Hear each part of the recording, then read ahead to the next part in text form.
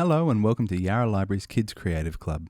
I'm Aandi from Richmond Library and I'll be taking you through a fun activity today. Today we're going to be making stained glass windows. There's a bunch of different ways we can do this and I'll show a couple of different levels for you to experiment with and I'd love to see your results. Now first little one is for littlies, where we can really get in and muck around with what we've got going on the page and not have to worry too much about the results. So this one is just a plastic bag that I've got.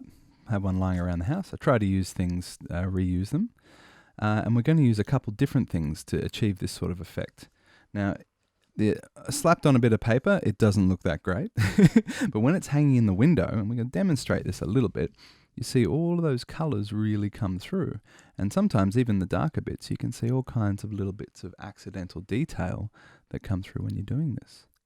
So just to show the difference, these little parts here are done with glitter paint, which is mostly just glitter suspended in glue. And you can see the colour doesn't come up all that strong. But next to it, what we have is just some clear glue. You can use any brand of this, but a good clear glue. And we'll actually be using food colouring. So I've got some red and green and yellow. I just have what I have lying around home. And I'll show you how to get this little one started.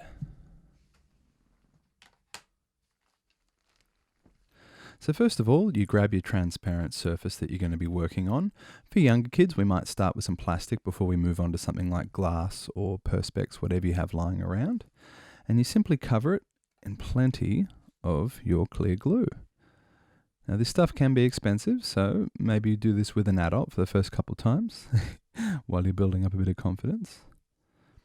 And you can take it all the way to the edge. This clear glue will run quite a bit, but not overly. Like, it won't really lose its shape once you've let it sit. It won't keep running. So then we get our food colouring and just sort of drop it into the little crevices that you want a little bit of. Now if you had an eyedropper or one of those little syringes from Panadol or something that you're done with, you could use that to put this colour down. That might be a little bit more accurate, but I don't really mind going from a bit of a height. Whoa. There we go. That one was a bit more full. And a bit of yellow now. Yellow being a light colour is going to get dominated very easily. So we might use a little bit more of that and try to keep it away from the stronger ones. And as you can see, it's not strictly yellow. A little bit more orange. Now, if you've got little ones and you're happy for them to have lovely multicoloured hands for the rest of the day, feel free to let them just go at it with their fingers. The good thing about this clear washable glue and the food colouring is that it's completely safe if it ends up in hand. If it ends up in mouths or all over hands, it's not going to do them any damage. It can do their clothes a bit of harm, so do watch out for those. The glue itself is a washable one, so that should be alright. But I've got myself some little chopsticks here, some leftover ones from takeaway, and you can begin to mix it in. You can draw all kinds of shapes and patterns, and sometimes the accidental looks are the best. You want to make sure you mix in plenty of glue with your food colouring so that it will have something to set on. And if you decide that it looks like there's going to be a little bit too much of it, you can jump in at this point with a napkin or a bit of kitchen paper and just suck it up. The glue will stay behind, but the liquid, the food colouring being much more liquid, will get sucked up into it. So this is where we can let our imaginations roam free. Feel free to just do whatever takes your fancy. And as you need to, you see, there we are. Trying to suck that one up, it's well and truly in the glue. Whereas down here, where there's that little bit too much, you can see it gets soaked up nicely. As you can see, using the flat of the stick lets you really spread it out, and then coming in with the tip. So as you'll see, the glue will start to pull away from itself when you do it on plastic and start to form little pockets, so you can smooth those out. And the nice thing about this one is you can come back and fix anything up pretty easily because the glue takes quite a while to dry. There we go, spreading that out. And you might decide as you're going along that you want to stick some glitter in different parts of it. Just keep in mind which way you want it to face when you're looking at it in the window. And the side that you put the glitter on where the light's going to be the most will be the one that it reflects out to. So it tends to reflect outside a lot better than inside. There you go. So with this one, it takes a good long while to dry. And the nice thing about it is that you can always come back and add more later. Keep working on it. Some say the trick to working with kids to create masterpieces is knowing when to take it away as opposed to knowing to what to put out. So there we go. Let them have a bit of a play with that. See when they get happy with the results. Let them say that they're finished. And if you're just using cheap plastic and food colouring and glue, it's not an overly expensive activity. So we'd set that one aside and let it dry. And we've seen the results from the first one just before. Always good to have something flat to put it on as you take it away. Proudly pop that away to dry. It dries really well underneath a fan. And if you notice it's starting to form bubbles, you can come back and pop those.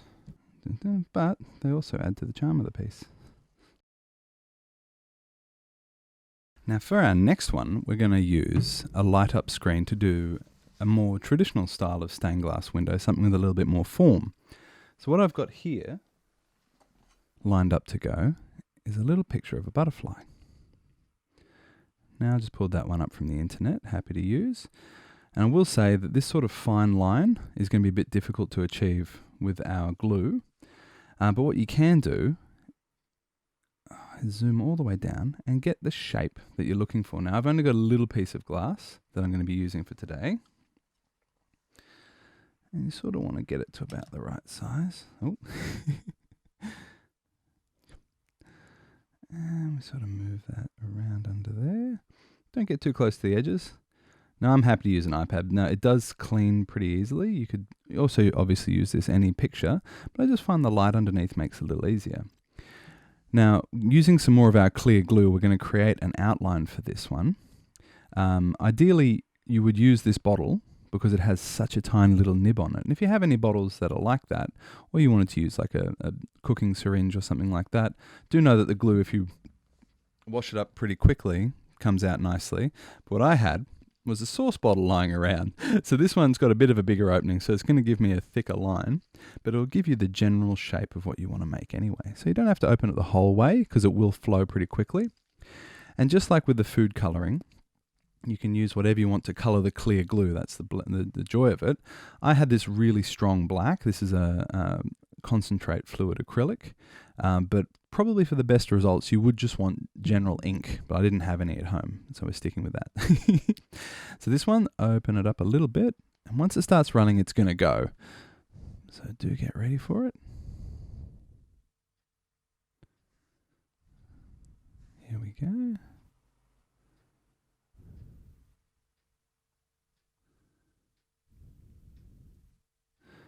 And if it gets a bit blobby, that's fine. That's part of the look you're going for, really. Might open up just a little bit more. There we go.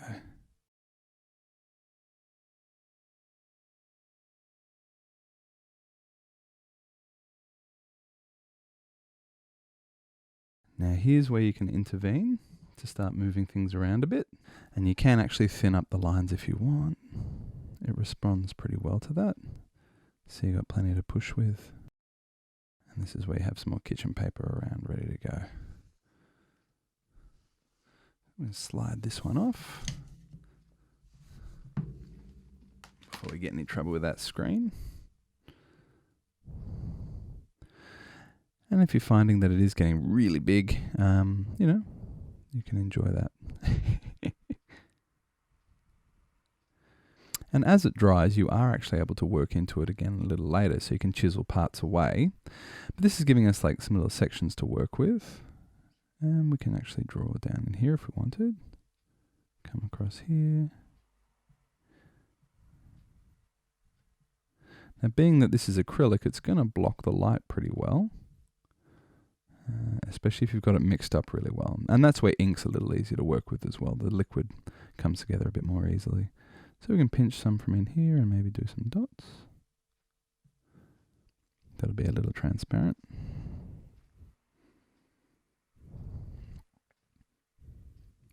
And as it starts to dry up as well, it becomes a little bit more substantial as you do move it around. And just to demonstrate, some of the results you can get. You can see here, if you let it get a bit too thick, it can get a little bit ripply. So you do watch for that.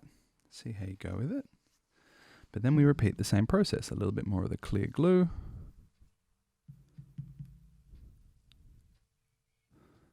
You don't want to completely fill them.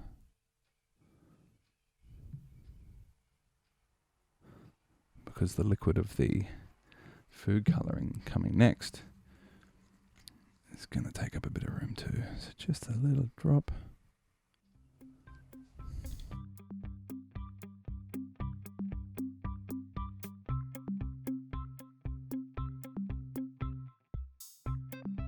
Remembering, of course, that anything that gets a little too extra, you can just siphon away.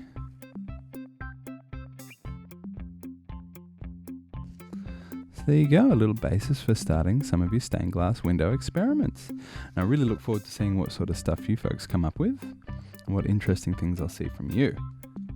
So do feel free to share any of your fun results on the Yarra Library's social media. I'd love to see the photos. And I hope to see you next time.